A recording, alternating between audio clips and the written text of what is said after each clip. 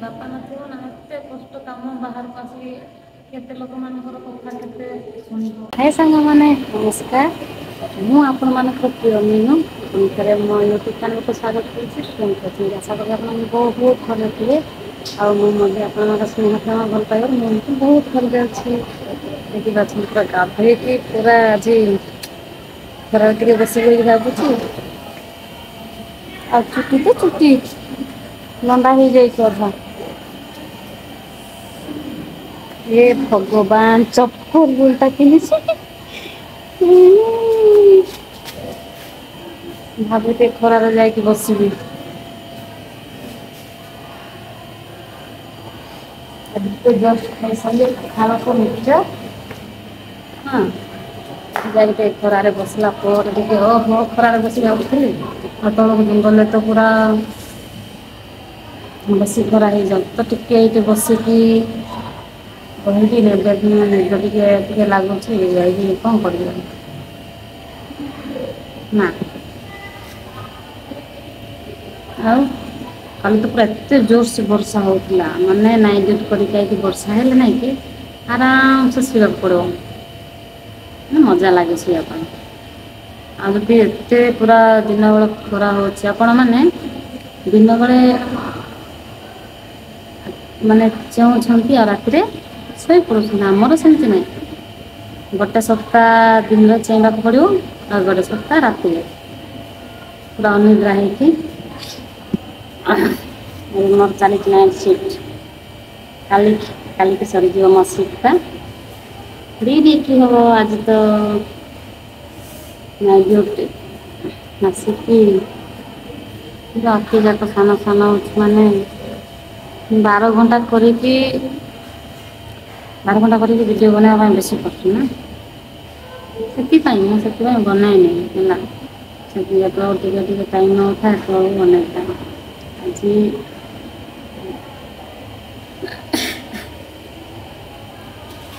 ବର୍ଷାରେ କେତେ ଧୋଇ ଦେଇଛି ଥଣ୍ଡା ଧରିବ ଖାସ ଥଣ୍ଡା।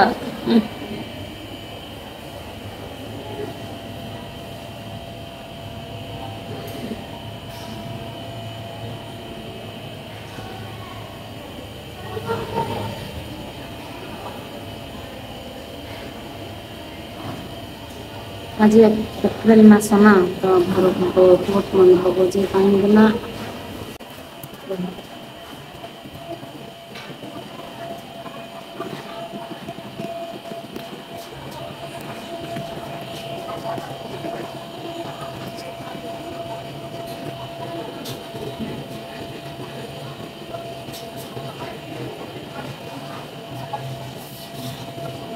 ଟିକେ ସନ୍ଧ୍ୟା ହେଇଯାଉଛି ଏଠି ପୁରା ତଳେ ଲାଗିଯାଉଛି ଯେତିକି ଚୁଟି ଅଛି ଆୟୁର୍ବେଦିକ ଅଏଲ ଲଗେଇକି ପୁରା ମୋ ଚୁଟି ପୁରା ଝଡ଼ି ପଡ଼ିଲା ସେଥିପାଇଁ ମୁଁ ଲଗେଇବାକୁ ନାଇଁ କରୁଥିଲି ତାପରେ ମୋ ସାଙ୍ଗମାନେ ସବୁବେଳେ କହୁଥିଲେ ଟିକେ ଲଗା ତ ମିନୁ ଲଗେଇଲା ପରେ ହାଲତ ସବୁ କନ୍ୟାକୁମାରୀ ରହିକି ଏମିତି ହାଲତ ସମସ୍ତଙ୍କୁ ମୋର ବୋଲି ନାହିଁ ସମସ୍ତଙ୍କୁ ମୋ ସାଙ୍ଗମାନଙ୍କୁ।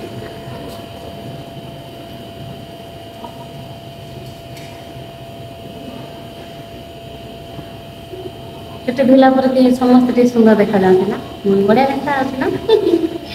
ନିଜକୁ ନିଜେ ଭଲ ପାଇବା ଦରକାର ନିଜକୁ ନିଜେ ତାରିଫ କରିବା ଦରକାର ଅନ୍ୟମାନେ କରନ୍ତୁ ନ କରନ୍ତୁ ସେଥିରେ ଆମର କଣ ଯାଏ ଆସେ ହଁ କି ନାହିଁ। ନିଜକୁ ନିଜେ ଭଲ ପାଅ ଦେଖିବ ବହୁତ ଭଲ ଲାଗେ।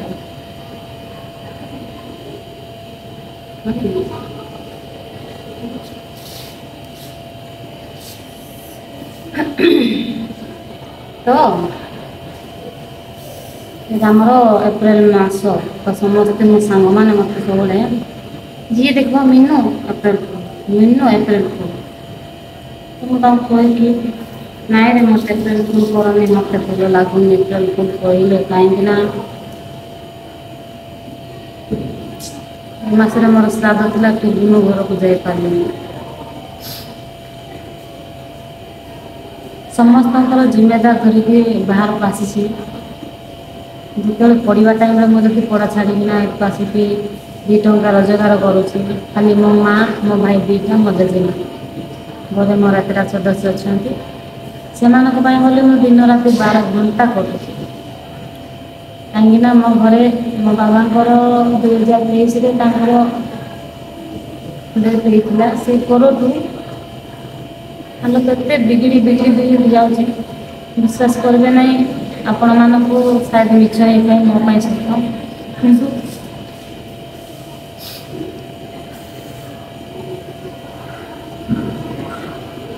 କାହାର ଯଦି ବାପା ନଥିବ ନା, ଏତେ କଷ୍ଟ କାମ ବାହାରକୁ ଆସିକି କେତେ ଲୋକମାନଙ୍କର କଥା କେତେ ଶୁଣିବ। ବହୁତ କଥା ଲୋକମାନେ କୁହନ୍ତି, ଗାଁ ଲୋକ ବି କହୁଛନ୍ତି ତମ ଝିଅ ଯାଇକି ବାହାରେ ରହୁଛି। ତ ମୁଁ କାହାର କଥା ଶୁଣେନି, ବାସ୍ ମୋ ମାଆର ଖୁସି, ମୋ ଭାଇମାନଙ୍କର ପାଠ ପଢ଼ା, ଏ ଯାକ ସେମାନଙ୍କୁ ଯେମିତି ଆଗକୁ ନେବି, ମୁଁ ସେଇଟା ଚିନ୍ତା କରିକି ମୁଁ ଆଜି ବାହାରକୁ ବଡ଼ ଗାଡ଼ିରେ ଆସିଛି। ଆଉ ଗାଁ ଲୋକ ଛାଡ଼ିକି ବହୁତ ଲୋକ କହୁଛନ୍ତି ଝିଅମାନେ ବାହାର ଗଲେ ଖରାପ, ବାହାର ଗଲେ ଏଇଆ କରନ୍ତି, ଏନ୍ଜୟ କରିବା ପାଇଁ ଯାଉଛନ୍ତି, କିନ୍ତୁ ନାଇଁ ଆଜ୍ଞା, ସେମିତି କିଛି ନାହିଁ। ଆପଣମାନେ ଯେଉଁଟା ଭାବୁଛନ୍ତି ଝିଅମାନେ ଏନ୍ଜୟ କରି ଯାଉଛନ୍ତି, ସମସ୍ତଙ୍କର ଯାହାର ବାପା ମା ଅଛନ୍ତି ତାର ଭାଇ ନଥିବ, ଯାହାର ଭାଇମାନେ ବାପା ମା ସବୁ ଥିବ, ଏ ତ ଆମ ଭଳିଆ ମିଡ଼ିଲ୍ କ୍ଲାସ୍ ଫ୍ୟାମିଲିର ହେଇଥିବ। କାହାର ମା ଅଛନ୍ତି, କାହାର ବାପା ନାହାନ୍ତି। ସେହିପରି ମୁଁ ବି ଗୋଟେ ଅନାଥ। ମୋତେ ଦେଖିବା ପାଇଁ ଜଣେ କେହି ବି ନାହାନ୍ତି। ମୁଁ ନିଜେ ଇନକମ୍ କରିକି ଯେଉଁ ଟଙ୍କାଟେ ମିଳୁନି, ସେ ଟଙ୍କାଟେ ମୋ ମାଆକୁ ଦେଇ ଦେଉଛି। କାହିଁକିନା ତା ଆଖିରେ ଲୁହ ବାହାରିଲେ ମୋତେ ଭଲ ଲାଗିବ। ଲୋକମାନେ ଯେତେ କଥା ଏତେ କାନ ଯେଉଁ କହୁଛନ୍ତି ନା, ସେଥିରେ କିଛି ଫରକ ପଡ଼ୁନାହିଁ। ବାସ୍ ମୋ ମାଆର ଦୁଃଖ ମୁଁ ଦେଖି ସହିପାରିବି। ଯେବେଠୁ ଆମ ବାପା ଛାଡ଼ିକି ଯାଇଛନ୍ତି, ଆମ ଏତେ ହାଲତ ଖରାପ।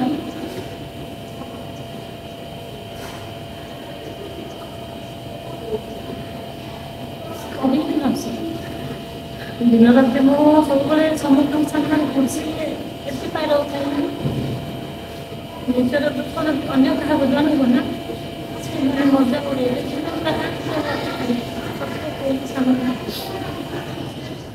ଫିର୍ ମୁଁ ଆଜି ଆପଣଙ୍କ ସାମ୍ନାରେ କହୁଛି,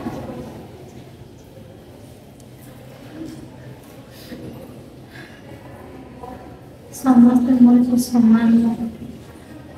ମୁଁ କେବେ କାହାର ଅଚିନ୍ତା ବି କରିନି, କାହାର ଅନ୍ୟାୟ କରିନି। ମୁଁ ମୋ ଖୁସିରେ ଭିଡ଼ିଓ ବନାଉଥାଏ। କ'ଣ କରିବି, ଯଦି ମୁଁ ଏକଲା ବସିଥାଏ ନା, ବହୁତ ମାଇଣ୍ଡକୁ ମାନେ ଇଆଡ଼େ ସିଆଡ଼େ କଥା, ଇଆଡ଼େ ସିଆଡ଼େ ମାନେ ଭାବନା ଆସିକି ମୁଣ୍ଡ କାମ କରେ। ସେଥିପାଇଁ ମୁଁ ସବୁବେଳେ ନିଜର ମସ୍ତି ପାଇଁ ମୁଁ ଭିଡ଼ିଓ ବନାଉଥାଏ, ଯେଉଁ ଖୁସି ପାଇଁ। ସବୁବେଳେ ଚିନ୍ତା କରନ୍ତି କିଛି ମିଳିବନି, କିଛି ନାହିଁ, ନିଜର ଦେହ ଖରାପ ହେବ। ଯଦି ମୁଁ କିଛି ନ କଲି, ନିଜ ଘରେ ଯଦି ଆଜି ଠିଆ ହେଇଛି 12 ଘଣ୍ଟା ପରେ ମୋତେ କଷ୍ଟ ଲାଗୁଛି, କିନ୍ତୁ ଘର ଲୋକର ଯଦି କିଛି ପ୍ରୋବ୍ଲେମ୍ ହେବ ତାହେଲେ ମୁଁ ରହିପାରିବି। 12 ଘଣ୍ଟା ମୋ ପାଇଁ କିଛି ବି ନୁହେଁ। ଏବେ ତ ଅଭ୍ୟାସ ବି ହେଇଗଲା, କାହିଁକି ନା ମୋ ମା ସବୁବେଳେ କାନ୍ଦୁଥାଏ, ଆଜି ଏଇଟା ନାହିଁ ସେଇଟା ନାହିଁ।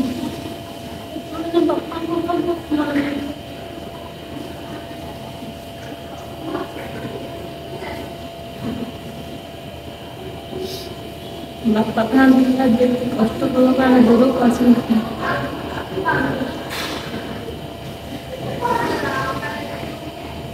ଆପଣମାନେ ବହୁତ ସାରା ଭଲ ପାଇବା ଦେଉଛନ୍ତି, ସେଥିପାଇଁ ମୋତେ ବହୁତ ଭଲ ଅଛନ୍ତି। ଆପଣମାନେ ଅଛନ୍ତି, ଆପଣମାନେ ମୋର ସବୁ କିଛି, ମୋ ଫ୍ୟାମିଲି ଆଉ ଭାଇ ଭଉଣୀ ମା' ବାପା ସବୁ କିଛି ଆପଣମାନେ। ସେଥିପାଇଁ ମୁଁ ଦୁଃଖ ହେଲେ ବି ଆପଣମାନଙ୍କ ସାଙ୍ଗେ ସେୟାର କରୁଛି, ଖୁସି ହେଲେ ମୁଁ ଆପଣମାନଙ୍କ ସାଙ୍ଗେ ସେୟାର କରୁଛି। ତାହେଲେ ଏମିତି ହିଁ ଭଲ ପାଇବା ମୋ ଉପରେ ରଖନ୍ତୁ ସାରା ଜୀବନ ପାଇଁ। ଆପଣମାନଙ୍କ ଆଶୀର୍ବାଦ ସବୁବେଳେ ମୋ ଉପରେ ରଖନ୍ତୁ, ସେଥିପାଇଁ ମୁଁ ଚାହୁଁଛି ଆମ ଭିଡ଼ିଓଟି ଯେ ରୁମ୍କୁ ଯିବି, ତାପରେ ସେ ବହୁତ ଅସୁବିଧା ହେଲାଣି, କାହିଁକି ନଷ୍ଟ ହେବାକୁ ଯାଉଛି, ବହୁତ ଅସୁବିଧା ଲାଗୁଛି। ଯାଇକି ସାଢ଼େ 9ରେ ଶୋଇପଡ଼ିବି, ପୁଣି 5ଟା ଅଧେ ଉଠିବି, ତାପରେ ଫ୍ରେଶ୍ ହେବି, ତାପରେ ପୁଣି ଡ୍ୟୁଟି ଯିବି। ରାତିରେ କ'ଣ ପଡ଼ିଗଲା, କ'ଣ ଯେ ପଡ଼ୁଛି।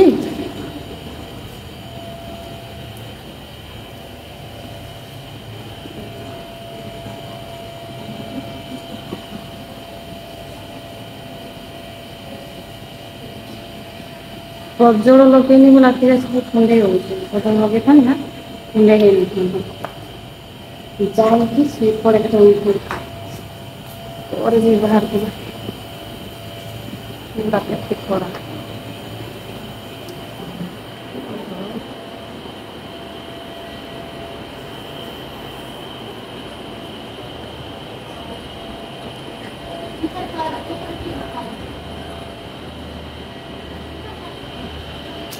ପହଞ୍ଚିଗଲେ ବେଣୁରେ ଶାନ୍ତିରେ ଶୋଇପଡ଼ ମାନେ ନାହାନ୍ତି ଅଧା ଲୋକ ସମସ୍ତେ ଶୋଇ ପଡ଼ୁଛନ୍ତି ମୁଁ ହିଁ ଜଣେ ବୁଲୁଛି କ'ଣ କରିବି ବହୁତ ଲୋକ ବାକି ଯାକ ସବୁ ଖୋଳା ଖୋଳା ହେଇଯାଇଛି ଆଉ ନିଦ ବି ବହୁତ ଲାଗୁଛି ନିଦରେ କେମିତି ଅଛି ପାଗଲା ହେଇଯାଉଛି ଖାଇନି କିଛି ନାହିଁ କିନ୍ତୁ ନିଦରେ ବାୟା ହେଉଛି ସମସ୍ତେ ଶୋଇପଡ଼ୁଛନ୍ତି କେତେ ମଲା ଧରିକି ଶୋଇଛି ପାଇଁ ଶୋଇଛନ୍ତି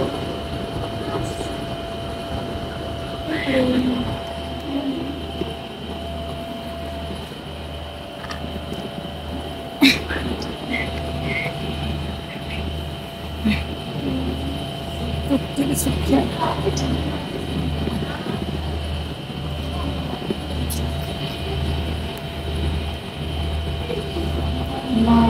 ନାଇଁ